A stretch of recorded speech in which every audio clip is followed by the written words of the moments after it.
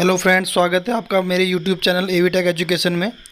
और जैसा कि आप सबको पता ही है कि उत्तराखंड लोक सेवा आयोग ने एक स्क्रूटनी परीक्षा रखी है उन अभ्यर्थियों के लिए जो कि आपका प्री में लेक्चरर का जो प्री एग्ज़ाम हुआ था उसमें क्वालिफाई कर चुके हैं। तो लेक्चरर का जो प्री एग्ज़ाम हुआ था आपका, उसमें जो क्वालिफाई कर चुके हैं उनको हरिद्वार में आपका आयोग के परीक्षा भवन में अपने सभी डॉक्यूमेंट्स की, जो भी आपने डॉक्यूमेंट्स के दावे किए हैं अपने जब आपने एप्लीकेशन फॉर्म भरा था, आवेदन पत्र भरा था, उसमें जो भी आपने दावे किए हैं उनके आपके उन दावों के रिलेटेड आपके ओरिजिनल डॉक्यूमेंट्स चेक किए जाएंगे। तो इससे रिलेटेड आपके जितने भी सवाल हैं, जितने भी क्वेश्चंस हैं, उन सभी का जवाब मैं इस वीडियो में लेके आया हूँ। तो सबसे पहला सवाल तो ये है कि हमें कब जाना है, हमारी डेट क्या है। तो डेट का जो आपका इसमें एक आपका पूरा टेबल दिया हुआ है जिसमें कि आपको एक तो ये दिया गया कि कुल कितने अभ्यर्थी हैं और उसके आगे आपको शाखा का नाम दिया है, सामान्य शाखा या महिला शाखा में आपने अप्लाई किया है। फिर तीसरे कॉलम में आपको तिथि दी गई है, तो इस तिथि को आपको जाना है वहाँ पे।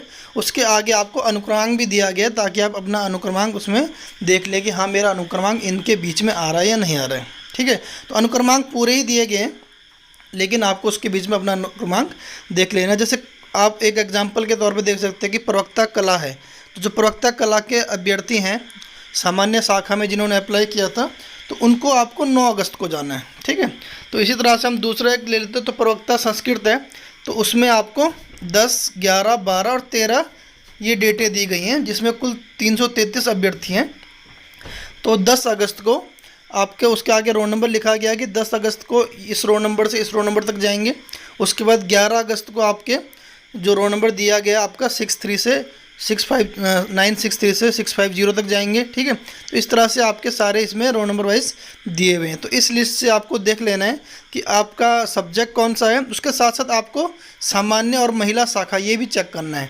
ठीक है, हो सकता है जिन अभ्यर्थियों ने एक से ज़्यादा सब्जेक्ट के लिए अप्लाई किया हो या एक से ज़्यादा शाखा के लिए अप्लाई किया हो, उनकी डेट इसमें अलग अलग दिखा रही हो।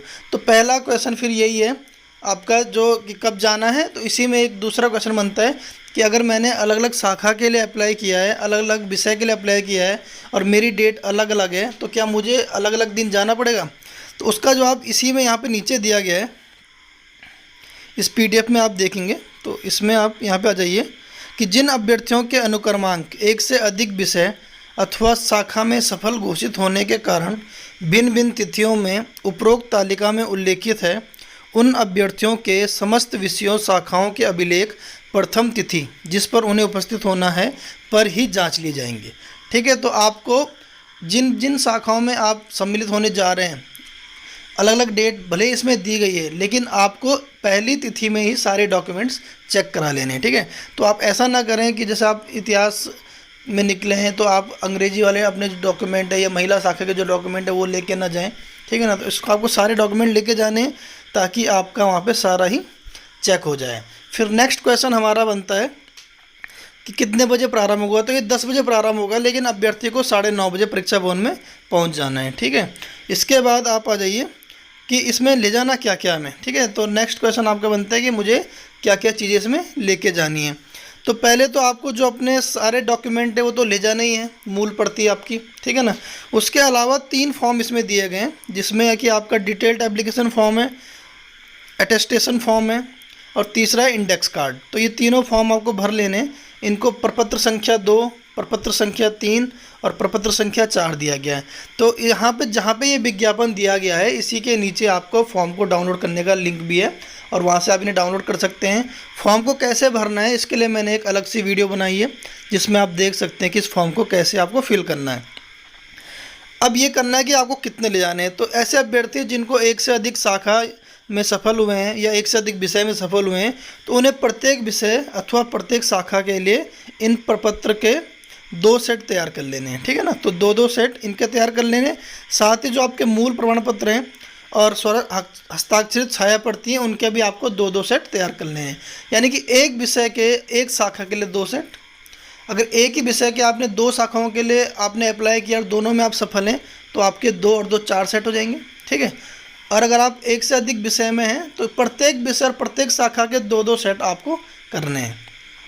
इसके बाद आपको ये जांच लेना है कि कौन कौन से आपको डॉक्यूमेंट ले जाने हैं और उनको स्वहस्ताक्षरित यानी सेल्फ अटेस्ट करके ले जाना है, ठीक है ना।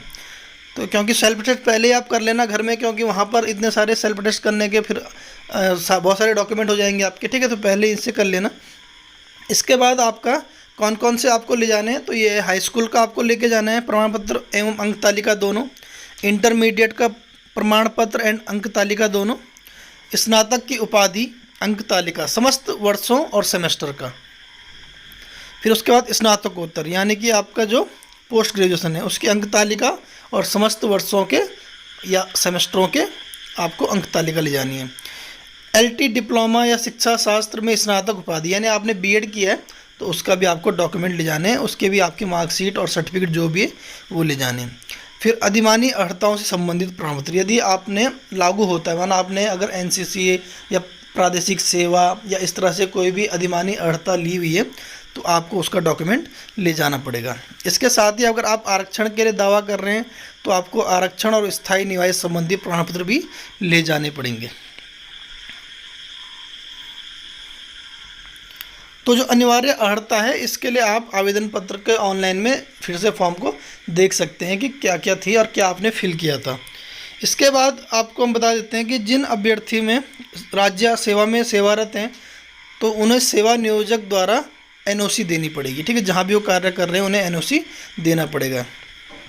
दूसरी चीज़, यदि अभ्यर्थियों के नाम और पिता के नाम, ठीक है ना, में जैसे आपके बहुत सारे डॉक्यूमेंट होते हैं, ठीक है। आपने देखा कि हाई स्कूल का जो मार्कशीट है और सर्टिफिकेट है उसमें आपका नाम और पिताजी का नाम सेम है, लेकिन जो आपका इंटर वाला है उसमें आपका कोई भी भिन्नता है, अगर किसी स्पेलिंग की भिन्नता भी है तो भी कोई भी भिन्नता है, आप बिल्कुल रिस्क ना लें, उसका एक एफिडेविट बना लीजिए। आप तहसील में जाएंगे वहाँ पे एफिडेविट आपका कोई भी आपका वकील बना देंगे, ठीक है ना। तो अगर किसी भी आपके डॉक्यूमेंट्स में आपके ग्रेजुएशन हो गया या आपके पोस्ट ग्रेजुएशन हो गया, कहीं पे भी किसी भी स्पेलिंग की मिस्टेक भी है छोटी सी, तो आप एफिडेविट बना के ज़रूर ले जा लें, ठीक है।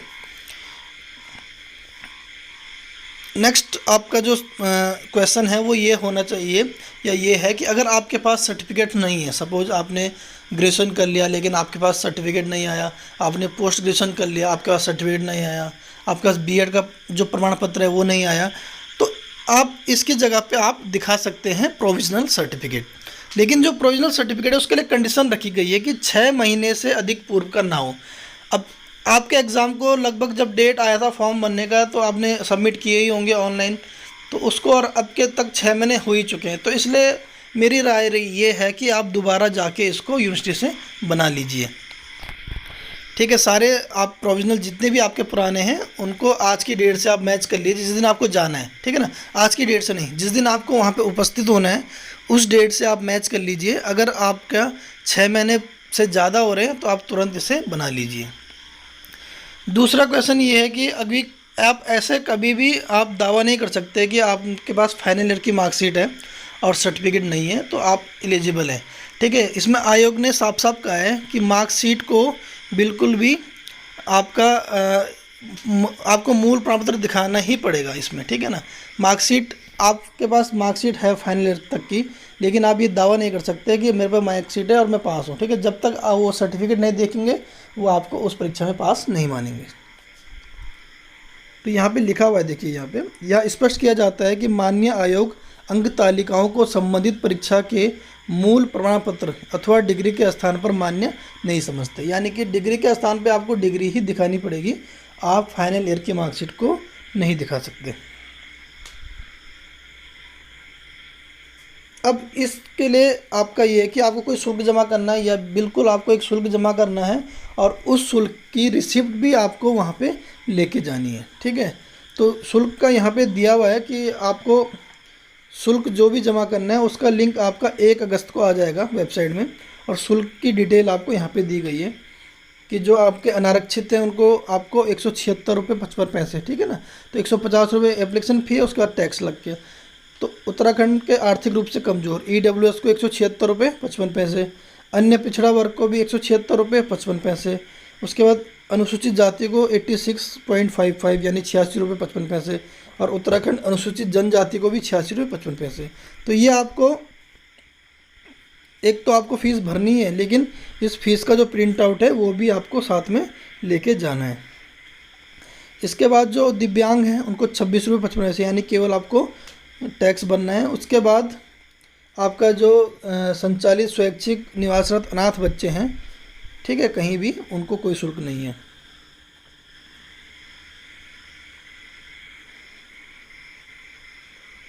ये कि जो भी अभ्यर्थी अधिक से अधिक विषयों या शाखाओं में सफल घोषित हुए हैं उनको प्रेफरेंस देना पड़ेगा यहाँ पे, कि अगर आप चयनित होते हैं तो सबसे पहले आप किसको चूज़ करेंगे, ठीक है ना, कि किस शाखा को चूज़ करना चाहेंगे, पुरुष या महिला, या किस सब्जेक्ट को चूज़ करना चाहेंगे। प्रेफरेंस के लिए आपको जो लिंक है ये भी आपका वेबसाइट पे आ जाएगा, ठीक है।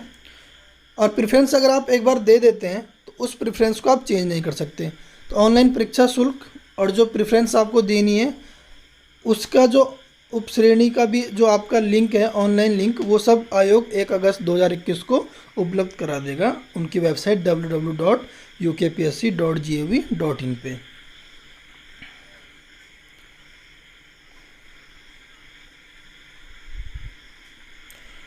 और देखिए इसमें साफ साफ लिखा गया है कि अगर अभ्यर्थी जांच हेतु नियत तिथि को आयोग में उपस्थित नहीं होता है तो अभ्यर्थी को मुख्य परीक्षा हेतु सीधे सीधे अनर्ह घोषित कर दिया जाएगा, यानी कि उसको आपका रिजेक्टेड मान लिया जाएगा।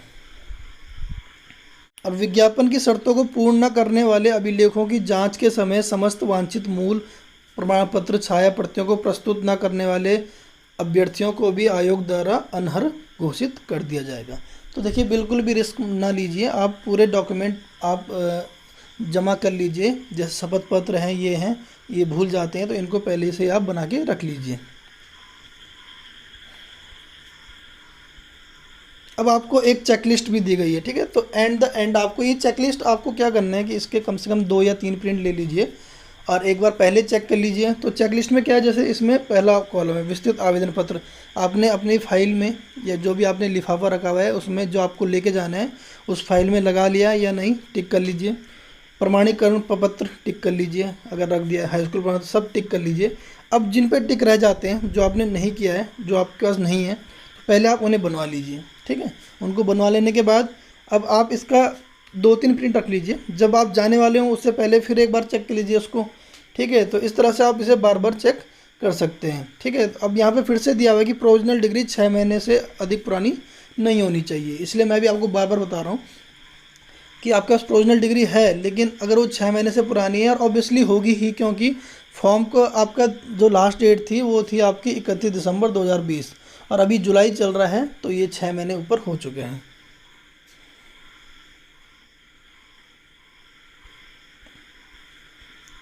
तो धन्यवाद दोस्तों, आपको ये वीडियो कैसा लगा मुझे ज़रूर बताना, और आपका इस से रिलेटेड जो भी क्वेश्चन है उसके मैं पूरी आपको जानकारी दूंगा। इसके अलावा भी आपको अगर कोई क्वेश्चन पूछना है तो आप हमें कमेंट बॉक्स पे मैसेज कर सकते हैं, ठीक है। धन्यवाद।